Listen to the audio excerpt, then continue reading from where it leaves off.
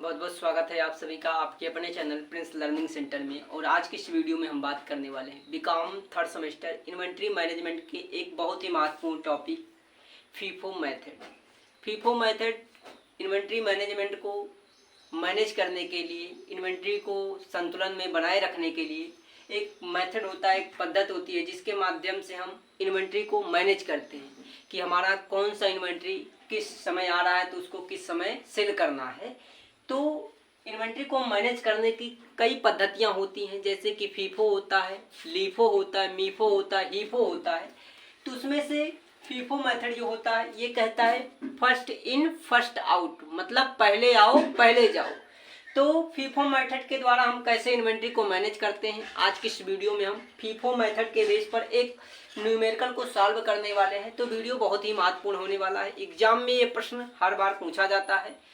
तो आइए इस प्रश्न को सॉल्व करते हैं। तो वीडियो पसंद आए तो वीडियो को लाइक शेयर जरूर कीजिएगा। चैनल पर पहली बार आए तो चैनल को सब्सक्राइब कर बेल आइकन को ऑन कर लीजिएगा ताकि आने वाली वीडियोज का नोटिफिकेशन आपको मिलता रहे। तो आइए देखते हैं हमारा प्रश्न क्या है।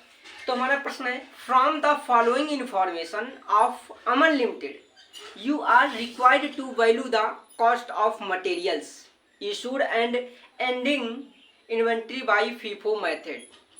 प्रश्न कह रहा है कि फ्रॉम द फॉलोइंग इंफॉर्मेशन, यहाँ पर इंफॉर्मेशन दी गई हैं अमन लिमिटेड की, और यहाँ पर रिक्वायर्ड क्या है वैल्यू, और यहाँ पर क्या करना है फीफो मेथड से कैलकुलेशन करना है। ठीक, इश्यू एंड एंडिंग इन्वेंट्री।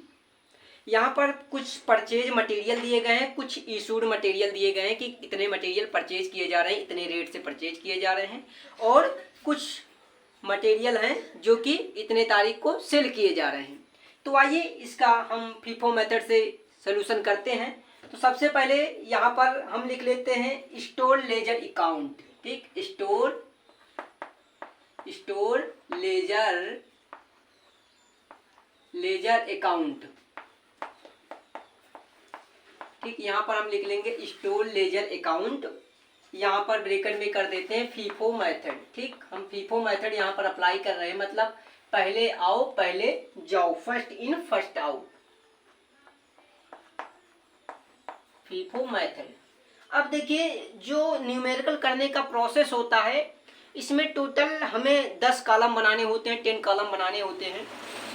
तो आइए सबसे पहले इसका प्रोफार्मा बना लेते हैं। प्रोफार्मा कैसा रहता है हमारा, सबसे पहले एक डेट का प्रोफार्मा रहता है, डेट। ठीक, सबसे पहले एक डेट का प्रोफार्मा रहता है, उसके बाद रिसिप्ट मतलब परचेज का, इशू का, बैलेंस का।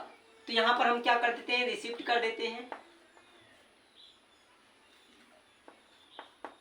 रिसिप्ट का कर देते हैं। रिसिप्ट में आपके 3 कॉलम होते हैं, यहाँ पर हम 3 कॉलम बना लेते हैं। उसके बाद आपका ये आता है इशू का, इशूज। ठीक, यहाँ पर इशू भी आपके 3 कॉलम होंगे, इशू में भी ठीक 3 कॉलम होते हैं। और उसके बाद आपका ये आता है लास्ट कॉलम बैलेंस का, यहाँ पर लास्ट कॉलम हमारा आएगा बैलेंस का, बैलेंस। इसमें भी आपके 3 कॉलम होते हैं। ठीक, इस प्रकार आपका कुछ फॉर्मेट होता है ये न्यूमेरिकल को सॉल्व करने का। ठीक, तो ये फॉर्मेट होता है आपका। और यहाँ पर देखिए, यहाँ पर जो हमारे कॉलम आ रहे हैं, यहाँ पर जो 3-3 कॉलम है, इसमें क्या रहता है इसके भी नाम को हम यहाँ पर ड्रा कर देते हैं, यहाँ पर इनके नाम को भी हम लिख देते हैं। तो यहाँ से देखिए, यहाँ पर सबसे पहले रहता है क्वांटिटी, यूनिट्स हम लिख सकते हैं, क्वांटिटी लिख देते हैं या फिर यूनिट लिख दें क्वांटिटी। यहाँ पर रेट रहता है और यहाँ पर अमाउंट रहता है। ठीक, वहीं यहाँ पर भी वही रहता है quantity, rate, amount, quantity, rate, amount. यहाँ पर भी क्वांटिटी, रेट, अमाउंट। ठीक, यहाँ पर इस तरह से ये quantity, rate, amount, quantity, rate, amount, quantity, rate, amount, ये तीनों कॉलम हमारे जो होते हैं रिसिप्ट, इशू और बैलेंस। ठीक, इधर जो हमारा लेफ्ट साइड में होता है ये हमारा डेट का कॉलम होता है। अब यहाँ से क्या करना है, हमें जो प्रश्न कह रहा है उसको देख देख कर यहाँ पर स्टॉक को एडजस्ट करना है। जैसे कि सबसे पहले हम देख पा रहे हैं यहाँ पर हमारे प्रश्न में जो दिया गया परचेज मटेरियल। ठीक, सबसे फर्स्ट तारीख जो है यहाँ पर डाटा जो है 2021 का, यहाँ पर एक बार हम लिख देते हैं 2021। ठीक, यहाँ पर हम लिख देते हैं 2021। उसके बाद देखिए सबसे पहला है कि जनवरी 5 मतलब 5 जनवरी को 5 जनवरी को यहाँ पर कुछ मटेरियल परचेज किया जा रहा है, कुछ यूनिट्स परचेज किया जा रहा है। तो यहाँ पर देखिए हम डेट डाल देंगे जनवरी 5, यहाँ पर जनवरी 5 को क्या किया जा रहा है, यहाँ पर 200 क्वांटिटी यूनिट्स परचेज किया जा रहा है। कितने के रेट से? 20 रुपए के रेट से। तो यहाँ पर हम परचेज कर लेते हैं, अर्थात यहाँ परचेज में हम दिखा देते हैं 200 क्वांटिटी 20 रुपए के हिसाब से। तो यहाँ पर क्या हो जाता है इसका अमाउंट हो जाता है 4000 रुपए। ठीक, यहाँ पर हो जाता है। इशू कुछ नहीं हो रहा है, इस तारीख को कुछ नहीं इशू हो रहा है, तो बैलेंस में हमारा क्या बचेगा, यही हमारा रह जाएगा। क्वांटिटी क्या है बैलेंस में हमारा? 220 रुपए के हिसाब से 4000 का अमाउंट हो रहा है। ठीक, उसके बाद प्रश्न कह रहा है कि यहाँ पर 15 मतलब 15 जनवरी को भी 400 यूनिट 30 रुपए के हिसाब से इशू हो परचेज किया जा रहा है, परचेज। ठीक, यहाँ पर जनवरी 15, ठीक, जनवरी 15 15 जनवरी को क्या 400 यूनिट 30 रुपए के हिसाब से। तो क्या हो जाएगा ये, यहाँ पर हो जाएगा 12,000 रुपये। ठीक, 12,000 रुपये यहाँ पर हो जाएगा इसका। उसके बाद इशू कुछ नहीं हो रहा है। ठीक, यहाँ पर क्या हो जाएगा बैलेंस, अब हमारा क्या होगा देखिए, बैलेंस हमारा ये होगा, यहाँ पर हमारा पहले से बचा हुआ है 400 क्वांटिटी और आ रहा है 30 रुपए के हिसाब से 12,000। तो अब की बार हमारा बैलेंस क्या हो जाएगा, यहाँ पर बैलेंस ये हो जाएगा, यहाँ पर 2000 ये हो जाएगा, 200 ये हो जाएगा, 20 रुपए के हिसाब से 4000। ठीक, 4000 और यहाँ पर 400 यूनिट ये हो जाएगा 30 रुपए के हिसाब से और 12,000। ठीक, और इन दोनों को हम इस तरह से कर देंगे, इसको इस तरह से कर देंगे। ठीक, कि ये एक का है। अब उसके बाद नेक्स्ट डेट क्या है, नेक्स्ट डेट हमारी है 16 जनवरी। अब यहाँ पर 16 जनवरी को कोई हमारा यहाँ पर रिसीविंग नहीं हो रहा है, मतलब परचेज नहीं हो रहा। अब यहाँ पर इशू हो रहा है 16 जनवरी को। तो यहाँ पर आइए, यहाँ पर जनवरी डेट डाल देते हैं, डेट जनवरी 16। ठीक, यहाँ परचेज कुछ नहीं हो रहा है। ठीक, इशू हो रहा है, कितनी यूनिट इशू हो रहा है, यहाँ पर देखिए इशू हो रहा है 200 यूनिट इशू हो रहा है। ठीक, अब 200 यूनिट इशू हो रहा है तो यहाँ पर हम 200 यूनिट इशू कर देते हैं। ठीक, अब कितने रेट से, यहाँ पर रेट तो प्रश्न में दिया नहीं है, रेट किस हिसाब से इशू होगा, जिस हिसाब से हम जिस रेट से यहाँ पर परचेज किए रहते हैं। अब यहाँ पर हमारे पास दो रेट से दिए गए हैं, दो प्रकार की क्वांटिटी है। यहाँ पर एक है 20 रुपए के हिसाब से, एक है 30 रुपए के हिसाब से। तो हम किसको इशू करें, तो जब हम फीफो मेथड से न्यूमेरिकल को कर रहे हैं, फीफो मेथड अप्लाई कर रहे हैं, तो फीफो मेथड कह देता है कि फर्स्ट इन फर्स्ट आउट, मतलब पहले जो आएगा वो पहले जाएगा। तो यहाँ पर देखिए पहले ये क्वांटिटी आई हुई है 200 यूनिट 20 रुपए के हिसाब से, 200 यूनिट जाएगी कितने के हिसाब से, 20 रुपए के हिसाब से, और यहाँ पर क्या हो जाएगा 4000 ये हो जाएगा। ठीक, अब बैलेंस में क्या बचेगा, 200 यूनिट 20 रुपए के हिसाब से ये चली गई, बचा क्या यहाँ पर बैलेंस हमारा 400 यूनिट 30 रुपए के हिसाब से, और यहाँ पर बचेगा क्या 12,000। ठीक, 12,000। उसके बाद नेक्स्ट डेट क्या है, नेक्स्ट डेट है यहाँ पर 20 जनवरी 20 जनवरी। ठीक, अब यहाँ पर डेट डाल देते हैं जनवरी 20। ठीक, 20 जनवरी। अब 20 जनवरी को क्या हो रहा है, 20 जनवरी को भी हमारा मटेरियल इन्वेंट्री क्या हो रहा है, इशू हो रहा है, परचेज नहीं हो रहा है। तो इशू हो रहा है तो परचेज में हम ऐसे कॉलम को छोड़ देते हैं और इशू में आते हैं। इशू में कितनी क्वांटिटी इशू हो रही है, 300 क्वांटिटी इशू हो रही है। ठीक, यहाँ पर क्वांटिटी क्या कर देते हैं 300 कर देते हैं। अब इशू किस रेट से होगा, हमने यहाँ पर ये हमारा खत्म हो चुका है, यही 400 क्वांटिटी यहाँ पर बैलेंस में बची हुई है, तो इसी में से इशू होगा 300। ठीक, 300 इशू होगा, रेट के हिसाब क्या होगा 30 रुपए, यहाँ से क्या हो जाएगा 9,000 रुपये इशू हो रहा है।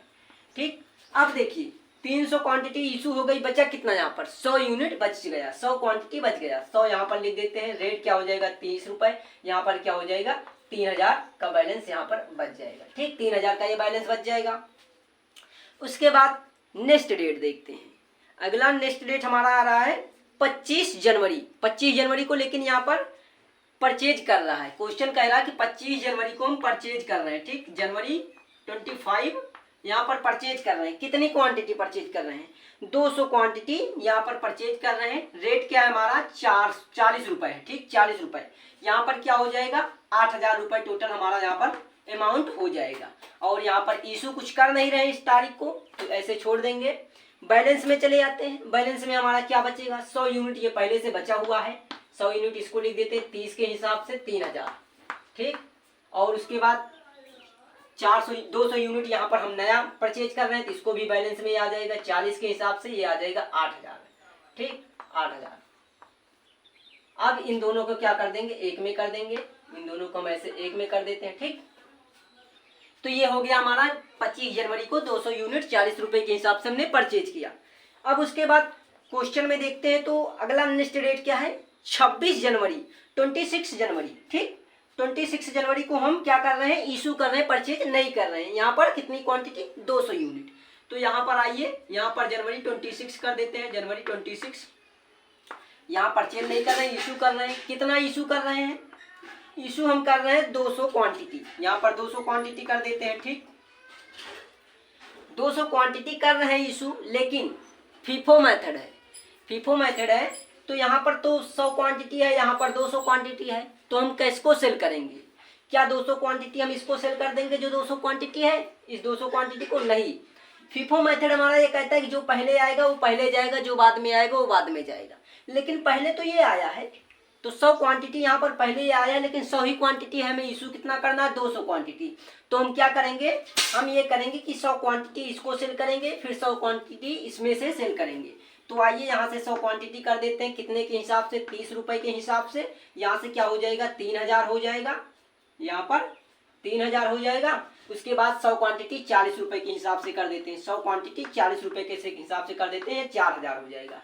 ठीक, यहाँ से 4000 हो जाएगा।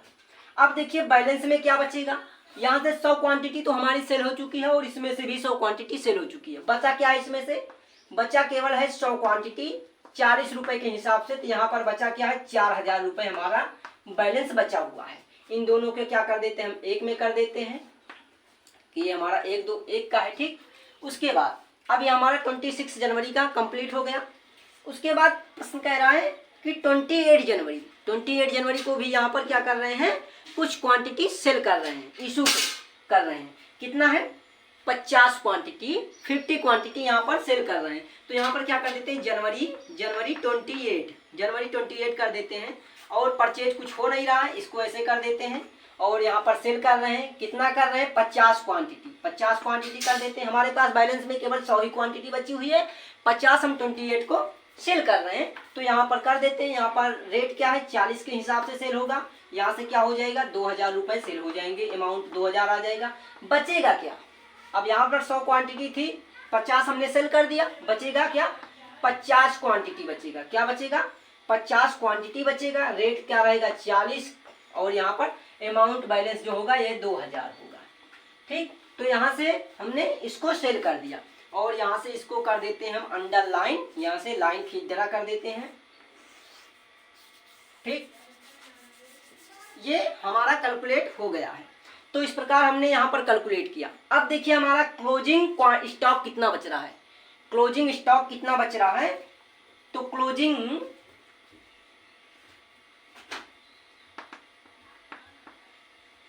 क्लोजिंग स्टॉक है हमारा 50 यूनिट